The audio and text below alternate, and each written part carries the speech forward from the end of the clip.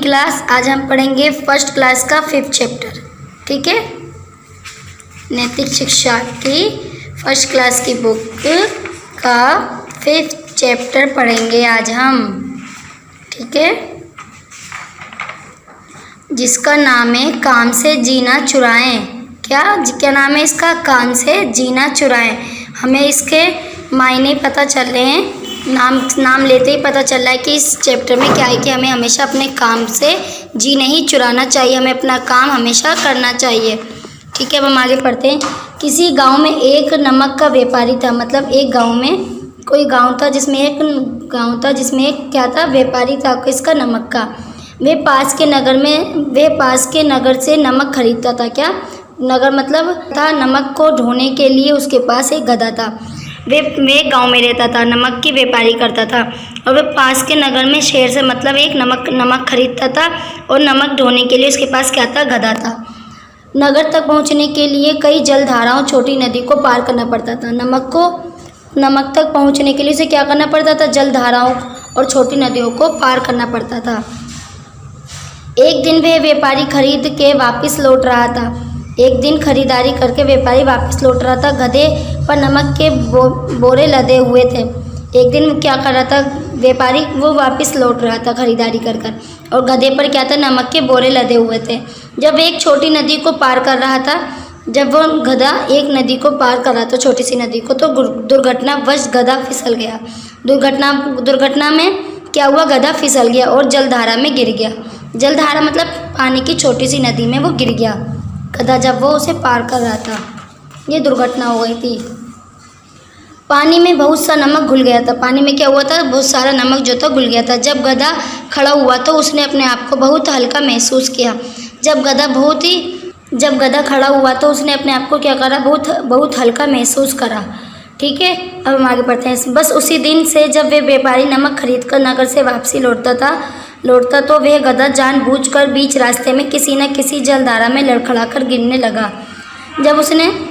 जब उसने ऐसा देखा था कि जब वो पहली बार एक नदी में, छोटी सी नदी में गिर गया था, तो नमक सारा उस नदी में घुल गया था। वो अपने आप को बहुत हल्का महसूस करने लगा।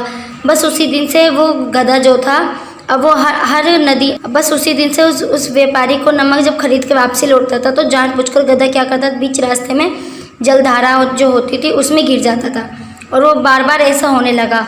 ठीक है, फिर वो उस व्यापारी को शक हो गया कि एक बार व्यापारी ने नमक की जगह रुई के गांठें खरीदी और उनके गधों पर लाद दिया। एक बार क्या हुआ? जब व्यापारी को शक हो गया तो व्यापारी ने क्या करा कि एक बार व्यापारी ने नमक की जगह रुई की गांठें खरीदी और उनको गधों पर लाद दिया। गधे ने क्या करा? उसका जो बोझा था बहुत हल्का महसूस किया। उसने मन में सोचा, आज मैं बहुत लड़खड़ा कर गिरूंगा तो ये बोझ और भी हल्का हो जाएगा। तो क्या सोचा था उस गधे ने कि आज मैं और लड़खड़ा के गिरूंगा, जिससे मेरा ये बोझ जो है वो बहुत हल्का हो जाएगा। घर वापसी लौटते हुए रोज की तरह गधा लड़खड़ाया और जलधारा में गिर गया।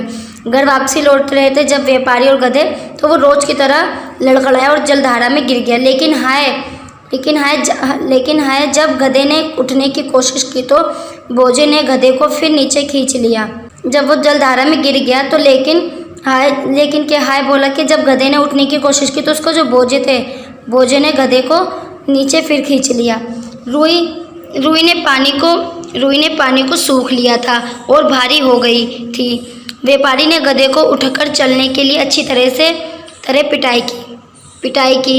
बस उसी दिन से जलधारा को पार करते समय गधा ना तो कभी लड़खड़ाया और ना ही गिरा।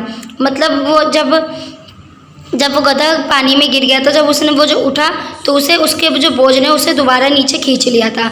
रुई थी, देखिए हमेशा रुई जो होती है वो पानी को सूख लेती है, और वो सूखने की वजह से जब वो पानी को सूख लिया सारा रुई ने, तो वो रुई भारी हो गई, जिससे व्यापारी ने गधे को उठकर चलने के लिए अच्छी तरह से उसकी पिटाई की। बस उसी दिन से जलधारा को पार करते समय गधा कभी नहीं लड़खड़ाया और ना ही कभी गिरा, क्योंकि व्यापारी ने गधे को इस तरह के समझाया कि वो ना ही अब कभी गिरेगा ना ही अब कभी लड़खड़ाएगा। इस चैप्टर के माध्यम से हमें ये पता चलता है कि हमें अपने कभी काम से जी नहीं चुराना चाहिए। जो हमारा काम है, जो हमारा कर्तव्य है, हमें उसे पूरा करना चाहिए। हम जितना उस काम से जी चुराएंगे, हमें उतना उस काम को करने में बिल्कुल अच्छा नहीं लगेगा, क्योंकि अगर हम काम को जी चुराते रहेंगे तो हमारे काम को ही देर होती है। तो हमें इस चैप्टर के माध्यम से हमें यही पता चलता है कि हमें काम से कभी भी जी नहीं चुराना चाहिए। काम से जी ना चुराए, अधिक काम करना पड़ता है। हमें काम से जी ना चुराएं, हमें अधिक काम करना पड़ता है। ठीक है, ये चैप्टर आज हमारा यहीं फिनिश हो गया। आज हम इसके पढ़ेंगे क्वेश्चन आंसर। ठीक है, अभ्यास के गांव में किस वस्तु का व्यापारी रहता था? गांव में नमक की खरीदारी करता था, वस्तु का व्यापारी रहता था। नमक कहाँ से खरीदता था? नमक का व्यापारी नमक नगर से खरीदता था। गधा कहाँ और किस प्रकार गिरा? गधा छोटी सी नदी में लड़खड़ाते हुए गिर गया जब वो उसे पार कर रहा था। उचित विकल्प पर सही का चिन्ह लगाएं। व्यापारी पास नगर से डैश खरीदा करता था। क्या आएगा इस डैश में? नमक। तो सेकंड बॉक्स पे हमें निशान लगाना चाहिए। ठीक है, व्यापारी पास के नगर से नमक खरीदता था। व्यापारी खरीदारी के बाद क्या कर रहा था? आराम, कसरत, ये वापसी आ रहा था। तो थर्ड बॉक्स पे राइट का निशान लगाइए, वापसी आ रहा था। नगर तक पहुंचने के लिए अनेक जलधाराओं को पार करना पड़ता था। तो यहाँ पे राइट का निशान लगाइए, जलधाराओं। ठीक है, अब हम पढ़ेंगे थर्ड क्वेश्चन था तीसरा। ठीक है, निम्नलिखित वाक्यों के सामने सही या गलत लिखें। एक दिन व्यापारी के चीनी के बोरे खरीदे। गलत, उन्होंने चीनी के बोरे कभी नहीं खरीदे। तो यहाँ पे गलत का निशान लगाइए। नमक पानी में नहीं घुला, घुल गया का निशान लगाइए कि नमक पानी में घुल गया था। व्यापारी ने अपने गधे को रुई को गांठें लादी। राइट, लादी थी। यहाँ पे सही का निशान लगाइए। व्यापारी के पास नमक को धोने के लिए ऊँट था। गलत, गधा था। यहाँ पे गलत का निशान लगाइए। 4 क्वेश्चन, वर्ग में दिए गए शब्दों के द्वारा वाक्यों की पूर्ति करें। किसी गांव में एक डैश का व्यापारी रहता था। क्या आएगा यहाँ पे? किसी गांव में एक नमक का व्यापारी रहता था। ठीक है, यहाँ डैश में आएगा नमक। व्यापारी ने डैश पर नमक के बोरे लाद दिए। व्यापारी ने गधे पर नमक के बोरे लाद दिए। रूई ने डैश सुखा लिया और बोझा भारी हो गया। व्यापारी ने गधे को उठाने के लिए चलाने के लिए उसको अच्छी डैश कर दी। क्या आएगा? ये 2 क्वेश्चन आप खुद करोगे। बाकी मैंने आपको समझा दिया है। बहुत आसान चैप्टर थे क्लास, आपको बिल्कुल अच्छी तरह से समझ में आया होगा। नहीं समझ में आया तो आप इसे दोबारा प्ले करके देख सकते हैं।